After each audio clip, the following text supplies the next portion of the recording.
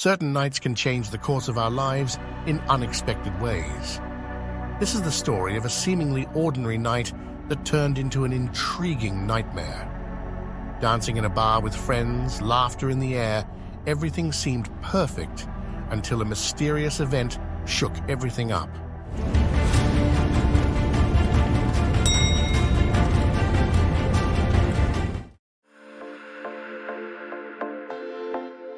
It was a night like any other. I was at a bar with my boyfriend, John, and his friends. The atmosphere was electric, and we were all dancing on the tables, singing our favorite songs, and having some drinks. Everything seemed perfect until that moment. I remember laughing and having fun, but in the blink of an eye, everything changed. Suddenly, my body felt heavy, and my senses became dulled. I was there, in the midst of the fun, and then, disconnection. It was as if I had lost control of my own body. I was confused and scared, but at the same time, a strange calmness came over me. It was a surreal sensation. Memories blurred together, and most of the time, what happened that night faded into the darkness of my mind. I was ripped away from reality.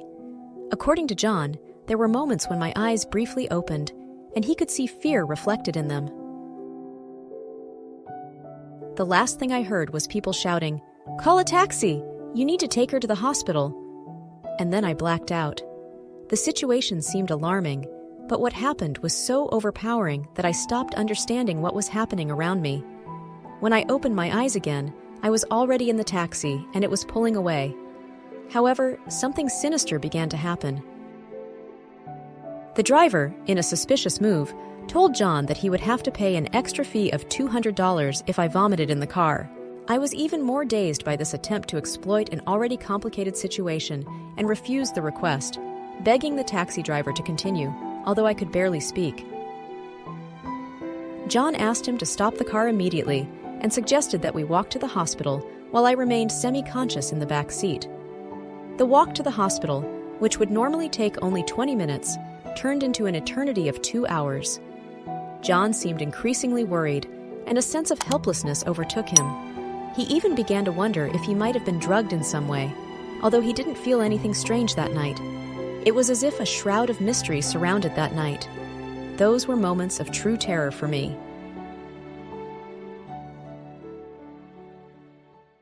Finally, we arrived at the hospital, but suspicions and discomfort lingered. John began researching on his smartphone about the long-term effects of being drugged and discovered that the most common symptoms were traumatic. It was a disturbing revelation, and he couldn't help but worry about me. In the following weekends, the situation only worsened. I had to meet up again with John's friends and some people I barely knew. They started talking about that night, and although subtly, they even made jokes about me being drugged. It was an uncomfortable moment, and the shadows of the past continued to haunt. John's behavior also began to raise serious doubts. There was a night when I told him that I felt like I was being followed by someone. He simply dismissed what I was feeling. While he had never shown fear of letting me walk alone in the city at night, he insisted on accompanying any female friend in similar situations. His contradictory behavior and lack of empathy were making me increasingly apprehensive. All of this made me deeply question the normalcy of our relationship. I felt a persistent fear of overreacting, but the narrative unfolding in my mind, mostly based on his perspective, didn't make sense. I asked John what he would do differently if this situation happened today, and his response was evasive, leaving me even more unsettled. On a dark and silent night, I realized that something was profoundly wrong. I was with someone who wasn't there for me in the most difficult moments, someone who didn't support me when I was scared and didn't protect me when I needed it most. Doubts about John's personality and the murky circumstances of that night still hung in the air.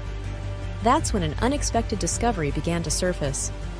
In a casual conversation with a mutual friend, something caught my attention. He mentioned something about the night I was drugged, something that John had omitted in our conversations. Apparently, he had disappeared from everyone's sight for a brief period that night while I was still unconscious, slumped over a bar table. I was shocked. What could be more important than coming to my aid? No one knew where he was and what he was doing, and that raised disturbing questions. Why did he distance himself from me that night? What was he hiding? The pieces of the puzzle began to fit together, and I could no longer ignore the feeling that something was terribly wrong. A night I should have forgotten was now marked by a chilling doubt. What was John hiding on that night? The shadows of mystery closed in around us, and an important decision was looming. I knew I needed to uncover the truth about that night, not only for myself, but also for my emotional and physical safety. Days went by, and my determination to uncover the truth about that night only grew. With each moment of silence between John and me, the tension escalated. It was as if an invisible wall had been erected between us. I decided I could no longer postpone the conversation. It was time to confront the situation head-on. One night, while we were alone at home, I decided to bring up the issue that had been haunting me. "John," I began, my voice trembling, "we need to talk about that night when I was drugged." He looked away, appearing uncomfortable. "I don't know what else I can say, love. It was a nightmare. I was so scared and helpless that night." I pressed deeper, determined to get answers. "But what were you doing while I was unconscious? Why did you disappear from everyone's sight? And why did you never tell me about it?" John sighed deeply, his eyes avoiding mine.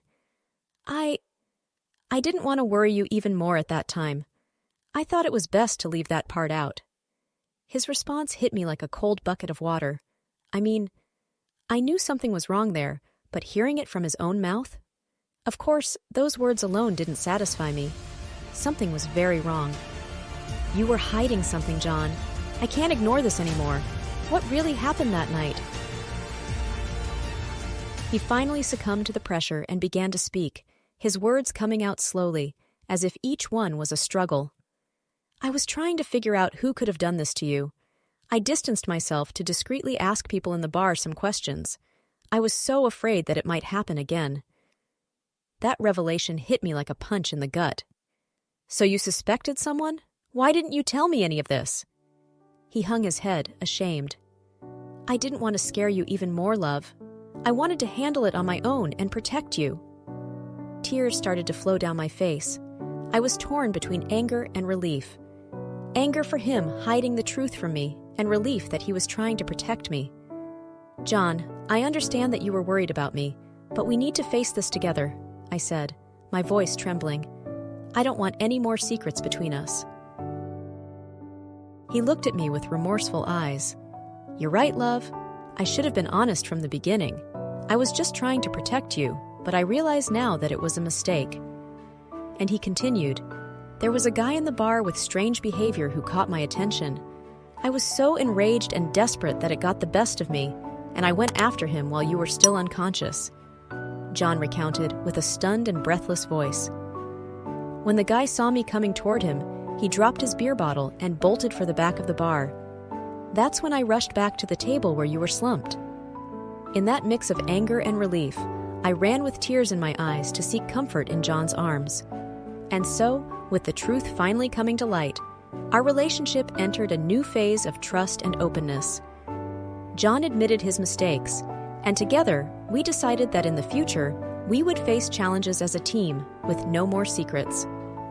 As the months passed, the shadow of that terrible night slowly dissipated. The mystery that once surrounded us was unraveled, and John proved to be someone I could trust. If you like this content, follow our channel now. We have a playlist full of heartwarming real-life stories waiting for you. The playlist link is in the description of this video. See you in the next story.